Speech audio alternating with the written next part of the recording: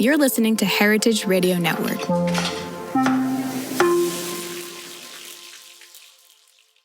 Hearst Ranch is a proud sponsor of the Heritage Radio Network. Learn more about Hearst Ranch at HearstRanch.com.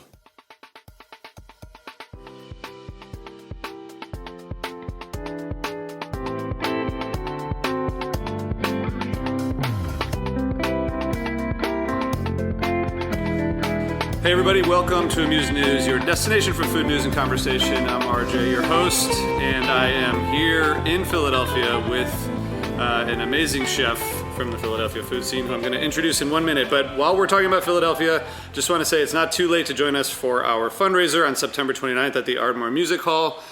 Eli Collins and Randy Rucker will be putting together a 4-course meal with beverage pairing.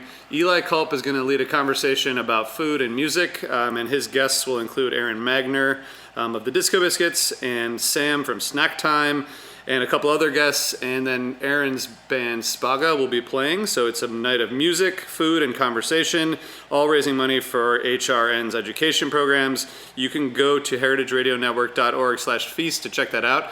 And we are offering a discount code. FeastFam is the discount code if you want to get tickets.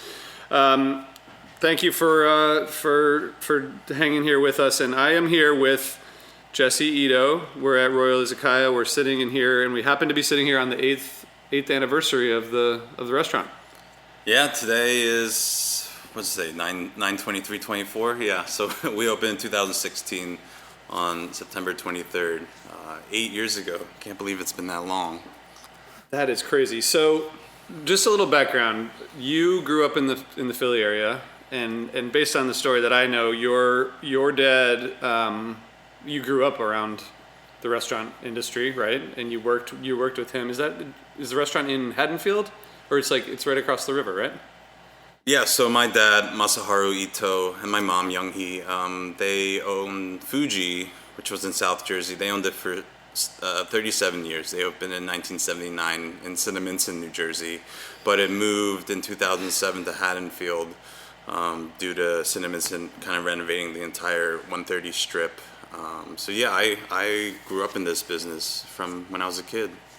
It's crazy, and I will say, I don't know if it'll be embarrassing to you, but I'll read a little bit about your accolades as a chef, and I want to get into some of the history there. I know that we were all watching the James Beard finalists. You were finalist for Best Chef Mid-Atlantic 2023, and should have won, I think. But I'm sure it'll come again. But you have you've been kind of taking this concept and this city, I think, by storm in terms of sushi and omakase in particular. You have a big social media presence. You're doing food photography and storytelling. You kind of have created a brand around it while still putting out amazing food that people are waiting many weeks to get into to be able to eat, which is really cool. But I guess, could you just start by telling me, when you were growing up around this cuisine and around this food, what was inspiring to you about food? Was it just, you were in the family business, or were there specific things that you kind of latched onto when you were younger? I mean, I always have memories of when I was just a child and around these amazing products like caviar and live king crabs and sweet shrimp that are live and tamago, my dad's sweet egg, and that's just have the fondest memories of great Japanese cooking and the regulars. When I was a kid, I just waltz around the restaurant and meet all the regulars, some of which I still personally feed, which is crazy, or I feed their children or their grandchildren. And my mom's Korean, so I grew up eating amazing Korean food at home too. But to be honest, the restaurant business, I also saw all the downsides. My parents were always working. We had no holidays. We didn't go on many vacations. It was a struggle because it was a small BYO. So I saw a lot of downsides, and I didn't really think I'd get into this business, and my parents didn't want me to continue, even though I started at 14. But what I really started liking when I started working when I was 14 was the artistry of it. I've always loved photography, ceramics, pottery work, painting, everything like that. Also the storytelling, I love English class and like stuff like, you know, how do you communicate with someone the story of it all. Yeah. And the marketing aspect of like also communication, which you kind of touched on, just kind of building a brand and connecting with people. And yeah, I just gravitated towards that and fell in love with it, even though all the hardship I saw as well. Yeah, so I talk about like the kind of Korean and Japanese influence, because I think it seems somewhat unique in that you're kind of taking these two distinct food cultures and combining them. Like how did those things combine to you? You know, honestly, only recently I've started incorporating just some Korean aspects into like the omakase, but for most of my career, I've just kind of presented as a professional Japanese chef. And it's only more recently that I kind of leaned into my other side, you know, the other side of me. Because, you know, to be honest, I'm Japanese, I'm Korean, I'm American, and my heritage and identity is unique to my experiences, you know, and from traveling the world and eating at amazing cities across Europe and South America. That kind of influences the omakase. So it's just little elements. Like right now, I'm doing a A5 Wagyu from Miyazaki nigiri that's marinated in my mom's like kalbi, the Korean barbecue marinade, you know, and then just kind of incorporating that here and there, because Korean flavor is so different than Japanese. Japanese is heavy in umami, and it's kind of the same, maybe 5 like sauces in it, is like dashi and soy sauce and mirin and sake. And kombu, that kind of like compromise that composes all the flavor. But Korean is like a lot of heat, a lot of like fermentation, a lot of funk, a lot of flavor explosion. So it's nice to kind of incorporate that and see how the guests respond, which is overall good. Yeah. I would say definitely response is overall great. I know your dad is a big influence on your cooking and your mom. It sounds like your family in general, but is there anyone else who you like discovered along the path that kind of gave you more inspiration, just as a chef? Yeah, I mean, obviously I've worked with my dad since I was 14, and he taught me the foundation of cooking and grit and like what it takes to just work, you know, and get it done and execute, and Japanese technique, which is all about essentially trying to get perfection, right? Yeah. Which is not attainable, but you always try, right? Every day, try a little different, try to get a little better. But along my journey, I was fortunate that at my dad's restaurant, you know, when he was in his prime, social media and all this wasn't really a thing. So he wasn't the most well-known chef, I would say, in the area, but in terms of Philadelphia chefs, they all knew him and they were friends with him. So, you know, like Vetri threw their staff party at my dad's restaurant. Lebec Finn threw their staff party at my dad's restaurant in the 90s. And I knew these chefs. Yeah, like, so you were all around. You were around a lot of these guys. And Michael Solomonov has been a great influence. You know, he's a great friend of mine, and through all the years, he's definitely supported me and given me a lot of insight as I've grown as a chef. You know, I was just talking. I'm doing a Kalia collab next month. My friend Nook, and the last time I did a collab was at Zahav in 2017. Wow. And I took over Zahav, but you know, Mike has been, you know, such a inspirational, you know, chef and friend to me. I would say, him. First and foremost. What is it about the Philly food scene? Because I mentioned I moved here 4 years ago, and like I feel like now I know personally most of the chefs like around. It's like a small community and pretty tight knit and supportive, it seems, but it also kind of has its own distinctive character, different from New York and LA and other cities. Like, what is it about the Philly food scene that is interesting to you, or that you think makes it distinctive? Yeah, I mean, Philly in general is just a small, big city. I mean, within any, I think, any field, or just neighbor, like just people. You're going to see the same people throughout, and definitely in the chef community, we're all kind of interlinked. We all kind of know each other. I would say, and for the most part, we all get along. You know, I definitely have a lot of friends in the industry. It's been exciting to see kind of almost like a new crop of chefs come up, right? I mean, it makes me feel old now. I'm 35. I opened this when I was 27. Wow. And I was like the new kid on the block back then. and now there's like a ton of new people, which is so exciting, and they're bringing their own like new things, like Scampi is like opening down the street and like stuff like that. Like it's exciting to see that, and it's fun. Now I'm like, oh yeah, I've been through all this, and I'm excited for these chefs. Also, what's different though, I feel like from the big cities is Philadelphia doesn't have like, one, it doesn't have Michelin. Two, it doesn't have these very big, expensive restaurants. You know, like New York, DC, the West Coast kind of have restaurants that are very expensive, very like high end. Yeah. And I feel like in those cities, those chefs kind of stay in their realm, and then the other chefs stay in their like realm. But here, like, we're all kind of cohesive. Yeah. Yeah. And do you think that Philly Philly chefs have like a chip on their shoulder a little bit about like making sure that people know that Philly is a great food city? Like, do you think that's part of it, or do you think because I feel like everyone kind of sticks up for like Philly's. We're forever the underdog. Yeah. No matter how many wins we get. Right. I do think what's interesting about the Philadelphia food scene and interesting about just the economy here is that in order to succeed here, your restaurant and what you do has to bring value to the customer. And regardless of price point, like whatever the price is, it has the customer has to see it as value. Not cheap, but just like valuable and worth it. In other cities, you can kind of get away with pricing way higher than maybe what is worth or the value, but there are enough people or there's enough money that doesn't matter. So here, I think people definitely have to stay honest to like what it is. Otherwise, it's very hard to succeed here, and that kind of keeps us all down to earth. That's really interesting. Yeah, that's a good point.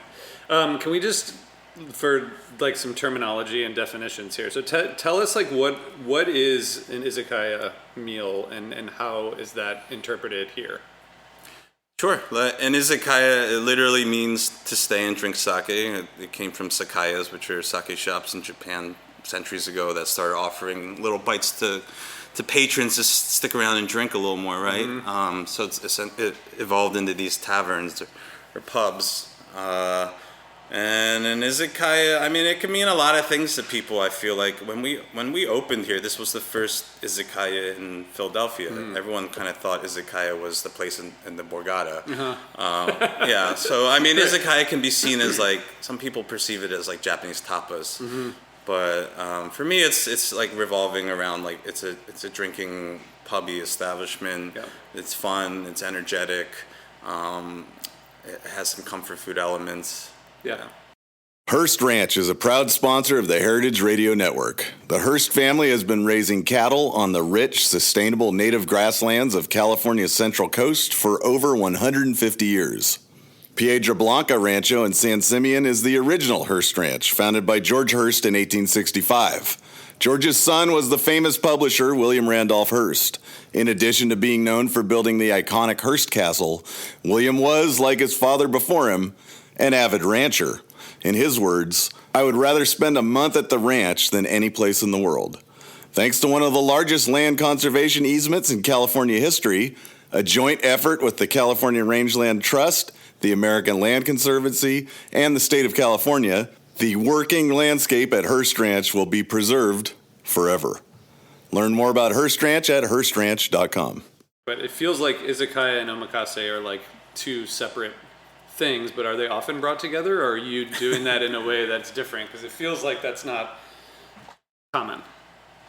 Yeah, I mean, they are on opposite ends of the spectrum. In terms of how you approach it and how you like expect to have a meal, right? Yes, yeah, absolutely.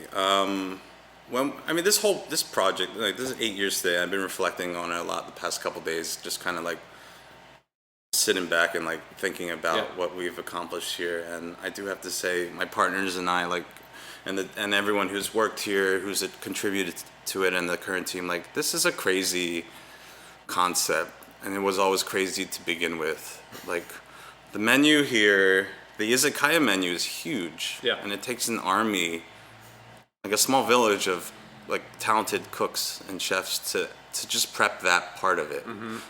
And that's not even the raw side yet. Like on a weekend night, I have 12 back of the house people on the line. Wow.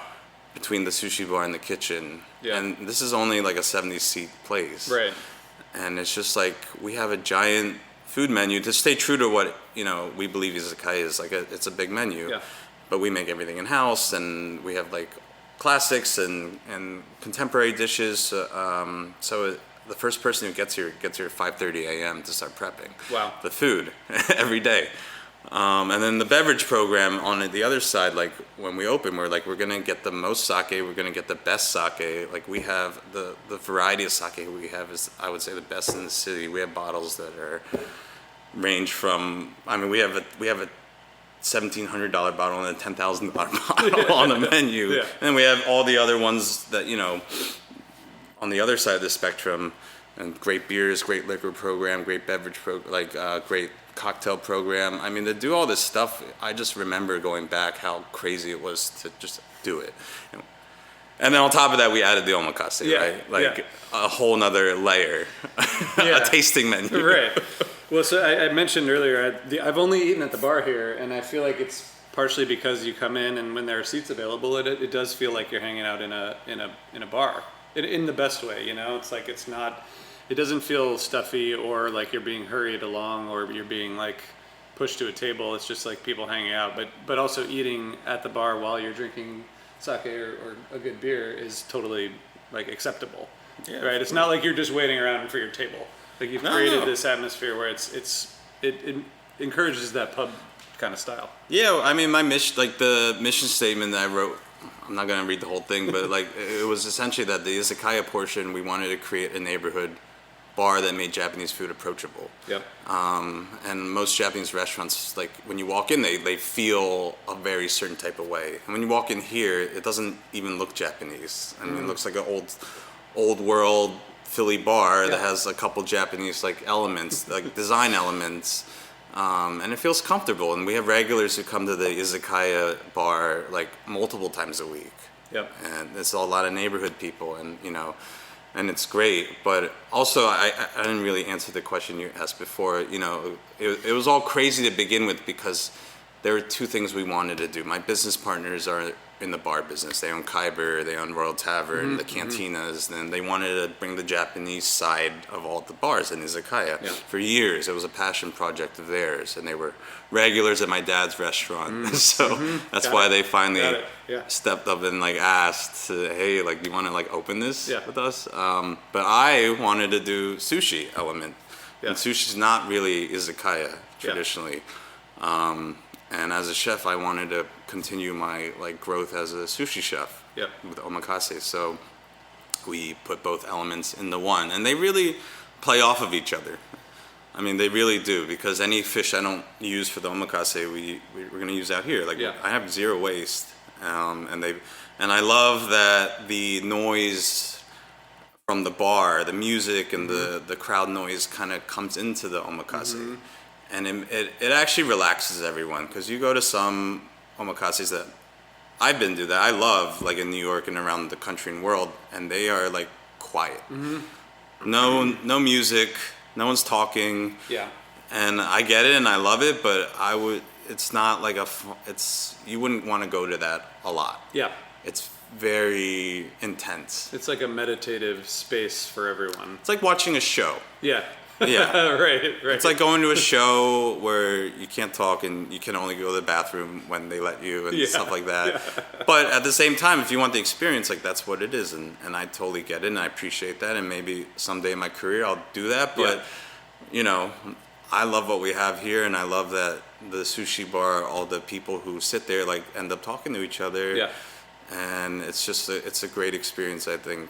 Not just the food element, but like the atmosphere. Yeah. And it's unique. Yeah. So let's talk about the omakase, because it feels like it's such a big undertaking in terms of quality and sourcing and just making sure you have the exact things that you need. And like, how do you keep the quality high, and how do you balance that? Is it a huge undertaking in, like you said, adding on to what was already like a pretty big undertaking? Like, and how does that work? Like, just keeping the quality high every day? Yeah, it's It is a lot. I mean, throughout all these years, we've built systems and added extremely talented people to help alleviate a lot of the, the tasks of the izakaya, so I can more so focus on the omakase. And the omakase has evolved exponentially in the past, few years. Yeah. And in order to execute on that, I personally do a lot of it. I have a lot of apprentices. Yeah. All of them were dishwashers, actually, and I just bumped them up to start learning sushi. Wow. It's some of this stuff is so regimented and so particular that it's almost easier to teach someone who doesn't know anything about food yet. Interesting. But dishwashing, you can see. I was a dishwasher for a year at my dad's restaurant when I was 14. And in order to succeed in a busy restaurant, you have to be organized. You have to be pay attention to detail. You can't be chaotic and you can't be slow. Yep. So there are certain elements that I think are characteristics that translate to a good sushi chef. I loved washing dishes. Yeah. One of my favorite jobs. I just had played music and it went fast and yeah, no, there's absolutely. a certain amount of it's repetition. A rhythm. Yeah, rhythm. Yeah, exactly. So I've been training them, working with them, and it's been fun to see how much they've learned, and they help on the fish prep and the vegetable prep. But I still do a lot myself. I still make my own rice. The rice is the most important part of sushi. I make my own rice every day, and I control all the ordering. It's a little easier now because I have a flow, and I just know the fish, and the weights I need. I order by weight and region of fish. Yeah. So that I don't have any waste, because these fish are so expensive. Yeah. So expensive. And they're getting flown in, right? I mean, this is 3 times a week. Yeah, 3 times a week. I mean, the fish distributor, the spend is probably $15,000 a week. Yeah. Maybe, over $15,000 a week, 5 days just for the fish part. Wow. For the omakase, and some of that makes its way in the izakaya. Yeah. But, I mean, it's the most pristine stuff, and they all come whole. We gotta scale it, break it down perfectly. I dry age some fish, and then I store some others. So it's just constant monitoring of all that. If there's any issues with quality, I just immediately send it back, and I complain because I've worked with these vendors long enough where they know I'm gonna return something that's bad. Right. I'm not gonna serve it to my customers. Yeah, and you're paying enough, and you're you have a reputation to uphold, right? You gotta keep it as high as possible. They also know I'll never complain about price. I mean, some of these fish are they range between $15 to $90 a pound head on. I'll never complain about price. It fluctuates, but I will always complain about quality. Yeah. So I'll never hassle you on the price, but if it's not up to my standard, I'm gonna return it. Yeah. Yeah. Do you find that the omakase provides opportunities for innovation for you? Do you feel like you're, because I know that it is somewhat regimented, right? And you're probably using a lot of techniques and approaches that are thousands of years old, right? But you're probably also putting your own spin on it. How do you approach that? Because I feel like you've got to have those. It's such a precise thing, but at the same time, you're trying to push the envelope, right? Yeah. So like I said a bit earlier, it's evolved exponentially. Since a couple years ago. I mean, it has to do with a lot. One, I sobered up a couple years ago. I'm actually almost at 4 years sober. Congrats. Thanks. And it's kind of expanded. I mean, the amount of time and energy you find that you didn't have before is actually amazing. It's kind of crazy. And my mind's just been more acute and sharp about it all. So I've been able to just kind of, I added a bunch of composed plates, which was one of the huge changes. It used to be all nigiri and a hand roll temaki, but recently I changed the whole format to incorporate a lot of composed dishes where I can be very creative. I just did an aguachile dish in the summer menu from my experiences in Mexico City, which is my favorite city in the world, but it's heavily, I've never made aguachile. I've never worked with the chef who taught me how to do it, but I just know the flavor profile, and I incorporate Japanese technique to make the base, right? To make the sauce. It's not a traditional aguachile at all, but it presents it and tastes like one. So, and then Korean elements, I did it last year. I did a bibimbap dish that is heavily presents as Japanese, but it's inspired by the Korean elements.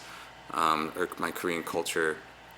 So that has really allowed me to expand, because you're right, most sushi omakase and most Japanese cooking, the ideology is kind of execute on the highest level.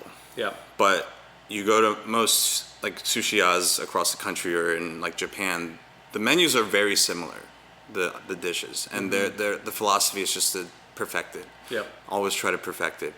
But I mean, to be honest, I just get bored. Like I need to, since I'm multicultural, I feel like, I could expand a bit on that, and it's been fun. It has doubled the work though. Yeah. It has actually doubled. Since I added composed plates, it's doubled the work and added a lot of time.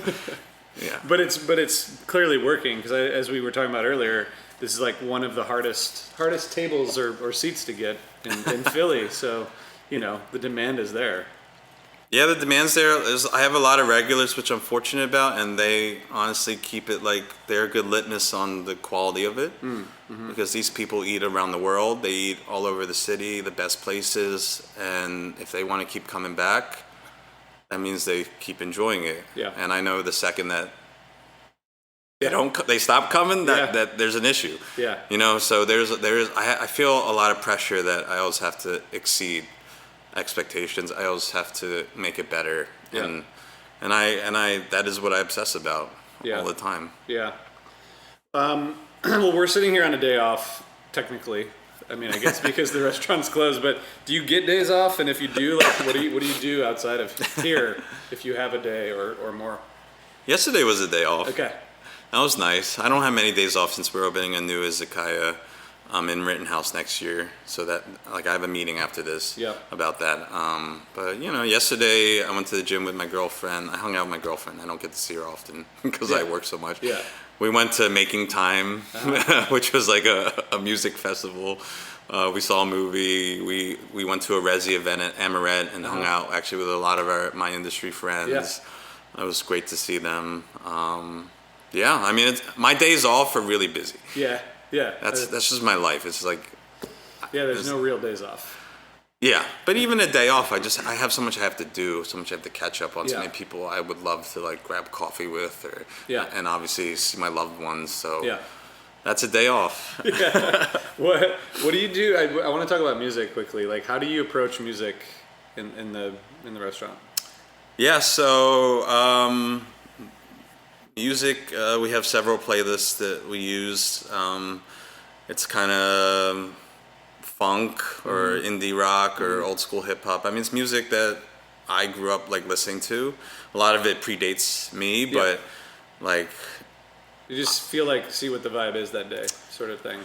No, the playlists are set. I've listened to every single playlist, every single song, and okayed it. Like it has to, and I obsess about the music in here. And there are a lot of songs that I love, but I don't play in here because it doesn't work in the atmosphere. Like the songs have to work with the vibe. They have to create the vibe, right? And and I'm sure you've been in a restaurant where something comes on, or the whole playlist is just like whack, and it's abrupt, right? Yeah. It's abrasive. Yeah. It ruins the mood. Yeah.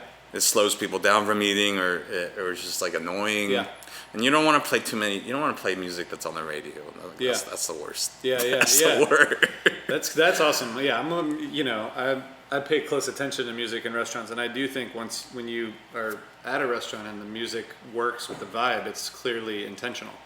Because I don't think that stuff happens by accident. No way. I mean, like I said, I've listened to every single playlist, every single song, and when I'm working on new playlists, I just listen to it all the time. Yeah. While walking around the city, while working, and it has to be right for the space, not just necessarily right for me. Yeah.